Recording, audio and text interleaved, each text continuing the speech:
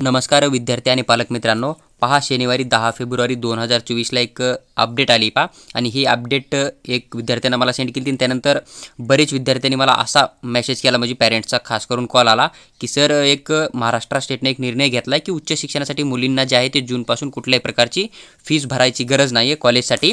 तर मग हा रूल जो आहे मेडिकल साठी लागू होईल का? म्हणजे आपण जे मेडिकल फील्डमध्ये ॲडमिशन करतो, जसं की आता आपण एक्झाम्पलमध्ये बघितलं तर MBBS झालं, आपलं BDS झालं, BAMS झालं, BHMS झालं, ते पार आपण इथं नर्सिंगपर्यंत जेवढे ॲडमिशन करतो मेडिकल फील्डमध्ये, तर त्या ॲडमिशनसाठी आपल्याला ही फीस जी आहे ती माफ केली जाईल का?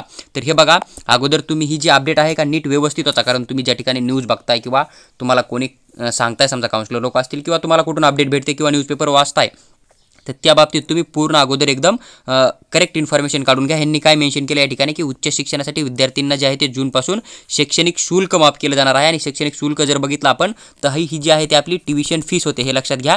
शैक्षणिक शुल्क म्हणजेच आपली ट्युशन फीस जी आहे ती पूर्ण माफ केली जाणार आहे. पण ही सर्व कॅटेगरीच्या मुलींसाठी आहे का, ही गोष्ट लक्षात घेणं गरजेचं आहे. जेवढ्या महाराष्ट्रामध्ये मुली येतील तर त्या पूर्णच मुलींसाठी आहे का नाही हे पण समजून घेणं खूप गरजेचं आहे. त्यासाठी मी तुम्हाला अगोदर एक हे देईन पहा, अगोदर तुम्ही ही पूर्ण न्यूज वाचून घ्या. न्यूजमध्ये काय सांगताय, जळगावमध्ये ही बातमी दिली पहा, जूनपासून राज्यातील विद्यार्थ्यांना उच्च शिक्षणाच्या अभ्यासक्रमासाठी कोणतेही शैक्षणिक शुल्क भरावे लागणार नाही. या ठिकाणी यांनी सेपरेट मेन्शन केले की शैक्षणिक शुल्क कुठल्याही प्रकारचं आपल्याला भरायची गरज नाही आहे. आणि जवळपास आपण बघितलं तर 800 अभ्यासक्रमासाठी ही सवलत लागू होणार असल्याची घोषणा जे काय आपले शिक्षण मंत्री आहेत चंद्रकांत पाटील यांनी केली आहे. तर म्हणजे जवळपास आपल्याला मेडिकल फील्डमध्ये पण ह्या गोष्टीचा जो आहे तो फायदा दिसून येणार आहे. ह्याच्यात आपल्याला कुठल्याही प्रकारची शंका ठेवायची नाही आहे, कारण जर हा नियम त्यांनी लागू केला, जर जूनपासून ते विद्यार्थिनीची पूर्ण शिक्षणाची जबाबदारी गव्हर्नमेंट घेते, तर जे काय आपले म्हणजे मेडिकलचे कोर्स आहेत त्यासाठी पण तुम्हाला हा रूल लागू केला जाईल. याच्यामध्ये आपल्याला कुठल्याही प्रकारचा डाऊट घ्यायची काही गरज नाही आहे. तर मी तुम्हाला अगोदर थोडक्यात काहीतरी सांगतोय, ते नीट ऐकून घ्या. आता आपण जर महाराष्ट्र स्टेटमध्ये कॅटेगरी बघितल्या तर सगळ्यात पहिल्यांदा SC कॅटेगरी येते, नंतर ST कॅटेगरी येते, त्याच्यानंतर आपण FJNTला मांडूया. आणि FJNTमध्ये आपली जी NT कॅटेगरी आहे का, या ठिकाणी NTB झाला, NTC झाला आणि NTD पण झाला. तर या पूर्ण कॅटेगरी या ठिकाणी NTमध्ये येतात. त्याच्यानंतर आपली कॅटेगरी येते OBC कॅटेगरी, नंतर आपली EWS येते. EWS सोबतच तुम्ही EBCला पण कन्सिडर करा, नंतर आपली ओपन कॅटेगरी आपल्याला बघायला भेटते. तर पाहता ह्या पूर्ण एवढ्या कॅटेगरीसाठी ज्या मुली आहेत समजा, तर ह्या पूर्ण एवढ्या कॅटेगरीमधल्या मुलींसाठी हा रूल लागू केला जाईल का नाही, हा तुमच्या मनात डाऊट आहे. तर आपण ही पूर्ण अपडेट पाहूया. पण हे बघा, मी तुम्हाला ह्याच्या अगोदर आणखीन एक अपडेट दाखवतो आणि त्याच्यानंतर मी तुम्हाला एका कॉलेजचं जो आहे MBBS कोर्ससाठी ते फी स्ट्रक्चर घेईल आणि त्या फी स्ट्रक्चरमध्ये मी तुम्हाला पूर्ण डिटेलमध्ये सांगेन की नेमकी ही फीस जी आहे ती कोणत्या कॅटेगरीच्या मुलींसाठी माफ केली जाणार आहे. आणि ही फीस जी आहे ती नेमकी तुम्हाला 100% जे आहे ते पूर्ण फ्रीमध्ये शिकायला भेटेल का, तुम्हाला जी फीस आहे ती काही ना काही फीस पेच करावी लागणार आहे मुलींना पण. हे बाबतीत पण मी तुम्हाला पूर्ण या व्हिडिओमध्ये सांगत आहे. आणि हे जे यांनी बोललं आहे तर हे फक्त शैक्षणिक शुल्क माफ करणार आहेत मुलींसाठी, बरं का, हे लक्षात घ्या. मुलांसाठी कुठल्याही प्रकारे यांनी मेन्शन केलेलं नाही आहे. हे अगोदर तुम्ही इथं एक न्यूज वाचा पहा, यांनी इथं मेन्शन केलं आहे की OBC आणि EWS मधील मुलींची संपूर्ण फीस जी आहे ती सरकारतर्फे भरण्यात येणार आहे. तर आता तुमच्या मनात इथं ही न्यूज वाचल्यानंतर असा डाऊट आला असेल की सरकार जे आहे ते फक्त OBC आणि EWS वाल्याच ज्या मुली आहेत त्यांचीच फीस भरतंय, तर मग बाकी ज्या कॅटेगरी आहेत आपल्या SC झालं, ST झालं किंवा FJNT वाली झालं, तर मग ह्यांचं काय, ह्यांची सरकार कुठल्याही प्रकारची काळजी करत नाही, असा एक तुमच्या मनात डाऊट आला असेल. पण हा डाऊट तुम्ही मनात ठेवू नका, कारण ह्या बाबतीत पण तुमचा पूर्ण डाऊट जो आहे तुम्ही त्या फी स्ट्रक्चरच्या फॉर्ममध्ये पूर्ण तुम्हाला समजून सांगण्याचा नक्की प्रयत्न करेन. हे बघा, तुमचे जे प्रश्न होते मनातले ते सॉल्व्ह करण्यासाठी मी एक प्रकाश इन्स्टिट्यूट जे काय मेडिकल सायन्स आहे का इस्लामपूरचं MBBSचं कॉलेज आहे, तिथलं 2023चं जे काय फी स्ट्रक्चर होतं का ते मी तुमच्याबरोबर शेअर करतोय. सगळ्यात अगोदर तुम्ही एक गोष्ट लक्षात घ्या की आपल्याला जी फीस माफ केली जाणार आहे जूनपासून मुलींसाठी, तर ती ट्युशन फीस आहे. आणि ती ट्युशन फीस जी आहे ती अगोदर ओपन कॅटेगरीसाठी इथं जवळपास 6,41,364 होती.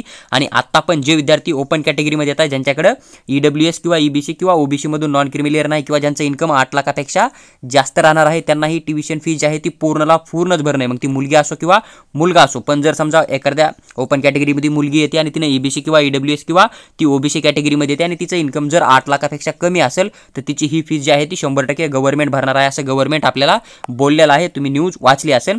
त्याच्यानंतर आपली SC, ST, FJNT आणि जे काही SBC कॅटेगरी आहे का यांच्यासाठी ट्युशन फीस ही पहिल्यापासूनच 0 आहे, याने की यांना अगोदरपासूनच कुठल्याही प्रकारची ट्युशन फीस भरायची गरज नाही.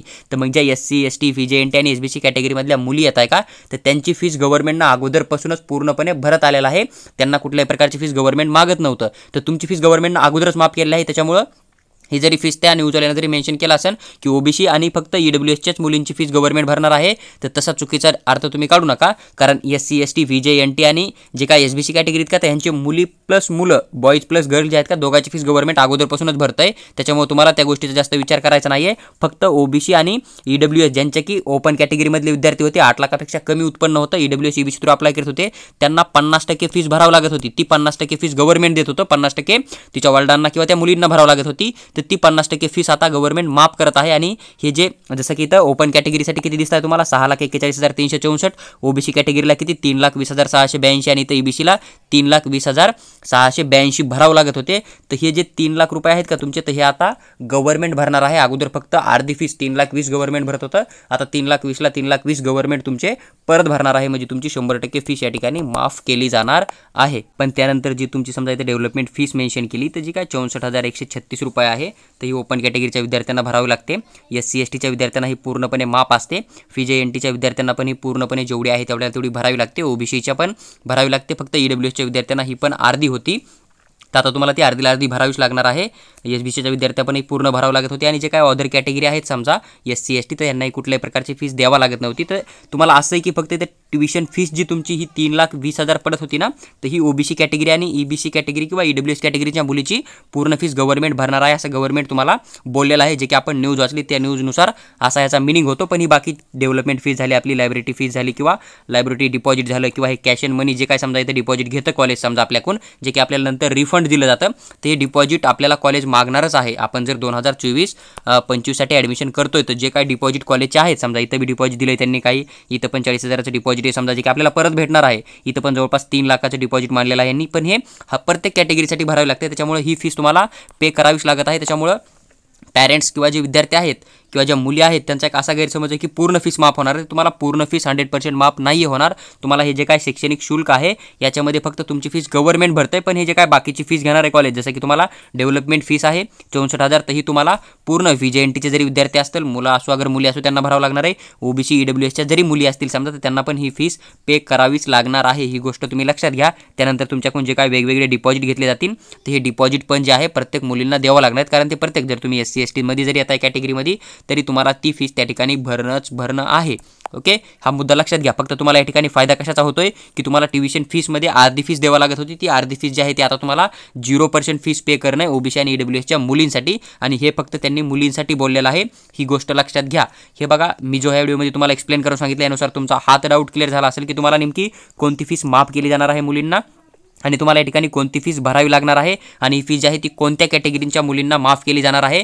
तर जेवढ्या मुली आहेत महाराष्ट्र स्टेटमध्ये त्या प्रत्येक मुलींची फीस या ठिकाणी माफ केली जाणार आहे. कारण हे बघा, SC ST VJ NT आणि SBC कॅटेगरीच्या मुलींना तर 100% तुम्हाला सांगतो मी की तुम्हाला 100% कुठल्याही प्रकारची ट्युशन फीस भरायची गरज नाही आहे. मग तो मुलगा असो किंवा मुलगी असो, जे की SC ST VJ NT आणि SBC कॅटेगरीमध्ये येत आहेत त्यांना.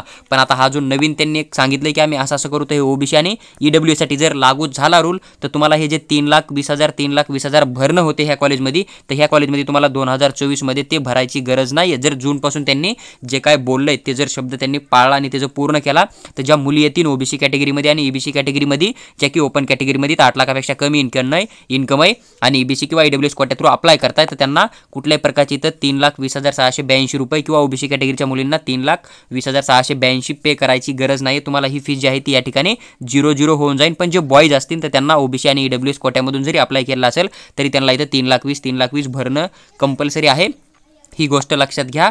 जर लागू झालं तर तुम्हाला ही फीस पूर्णपणे माफ केली जाईल. पण या बाकीच्या ज्या फीस आहेत त्या प्रत्येक कॅटेगरीच्या विद्यार्थ्यांना देणं कंपल्सरी आहे. तर तुम्हाला 2024 मध्ये जर तुम्ही ॲडमिशन करताय, तर तुम्हाला मेडिकल फील्डमध्ये कोणती फीस पे करावी लागेल आणि कोणती माफ केली जाईल ह्याच्याबद्दल मी तुम्हाला पूर्ण डिटेलमध्ये एक्सप्लेन करून सांगण्याचा प्रयत्न केला आहे. व्हिडिओ आवडला असेल किंवा येणाऱ्या प्रत्येक अपडेटसाठी तुम्हाला अपडेट हवी असेल विथ डिटेल एक्सप्लेन करून, तर तुम्ही चॅनलला सबस्क्राईब करून आमच्यासोबत जुडून राहू शकता.